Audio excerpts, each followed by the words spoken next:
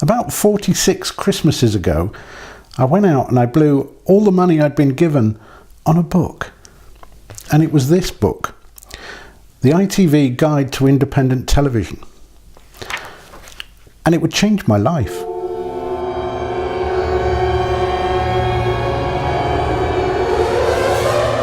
Ta-da! There's an article in here all about a day in the life of a television news cameraman. And I knew from the first moment I read these 2 pages that I wanted that life. Sadly, I never got to meet Joe Hardy. He was a film cameraman for Southern Television down here on the south coast, but it felt like I knew him. I lost count of how many times I read and reread all about his day. These were the dark ages before anybody had even thought of the interweb, so the big bonus for me was at the back of this book. Every TV station had its own page of facts, listing not just the technical details about studios and cameras, but unbelievably the names of important people with addresses and telephone numbers. So I started writing from school to all of them, regularly, probably in crayon. I must have been a real pain, but I was determined. Eventually, 5 years later, I ended up getting a job as a trainee studio cameraman at one of the newest stations listed in this book, Yorkshire Television in Leeds. And at 16 years old, I knew I was extremely lucky. So why am I telling you all this? Well, last year was YTV's 50th anniversary, and I've been working on a film all about their exciting start. The working title is called Made in Yorkshire. And I don't mind admitting that it's made me a little bit nostalgic, because I started to wonder about this whole industry, an industry we used to call television. And I'm wondering if it's all over. If, after 50 years, television is dying. When I first walked into the massive Studio 4 in Leeds, it's hard to explain just how exciting it was. Television had no competition. There were only 3 channels. And this was an age when half the UK's population would sit down to watch one programme. Some people called it the golden age of television, and I'm not really sure about that. But it certainly was unmissable. Unmissable because you couldn't even record it.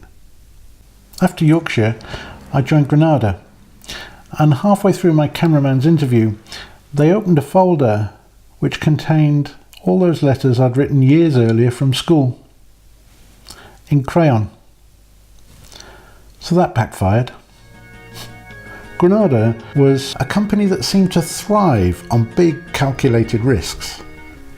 It spent £30 million in today's money on one TV drama alone. And when in the 1980s I worked on Coronation Street, it was getting 18 to 20 million viewers for each episode. Now they're happy to get just half that. After Granada, I spent 5 years getting up really early for TVAM before we all got sacked. And after that, Sky News, happily running around doing exactly what Joe Hardy had shown me all those years ago. The really exciting thing was joining these new companies before they even went on the air. You get to write the rule book, you can set your own style, and there's lots of opportunities with a new young workforce, all keen to make it a success. And best of all, you get to watch how a company grows. The necessary expansion which leads to more and more management, and the heads of departments who are all building their own little empires, and the people you're not even sure what they do. Suddenly you may realise there's not many people, not many creatives, actually making programmes. And if management could replace all those with robots, maybe they could make even more money. Is this the natural evolution of every industry? There's nothing special about television. Or maybe it's actually easier to start a new business than to try and change an existing one. It's like the TV executives forgot that their biggest asset, their only asset, is the programme content itself. Without fresh, creative content that people want to watch, they've got nothing. So now, in 2019, we're in a death spiral. Viewing figures are dropping, which means that advertising revenue is dropping, and no one has the money to make anything decent.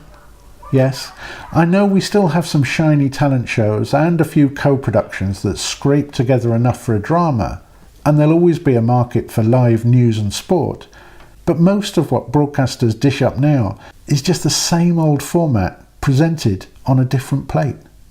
A TV executive laughingly said to me that without Love Island, ITV goes bust.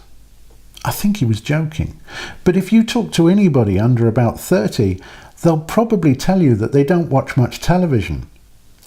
Most of the content around at the moment is being watched by older generations, and that audience is literally dying.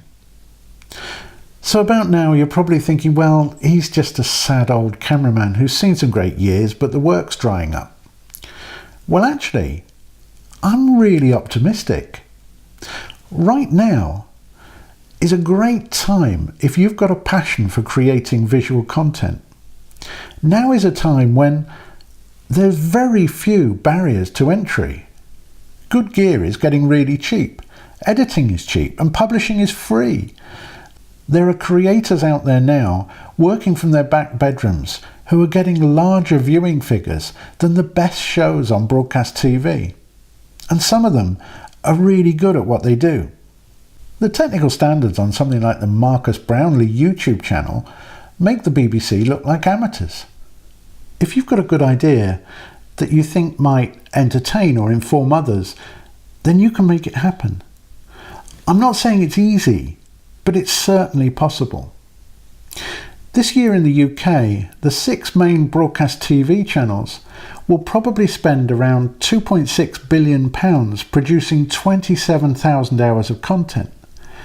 And that sounds like a lot until you realise that Netflix are planning to spend £10 billion every year. So TV is not an industry anymore, it's just something you hang on the wall. And what does this book teach us?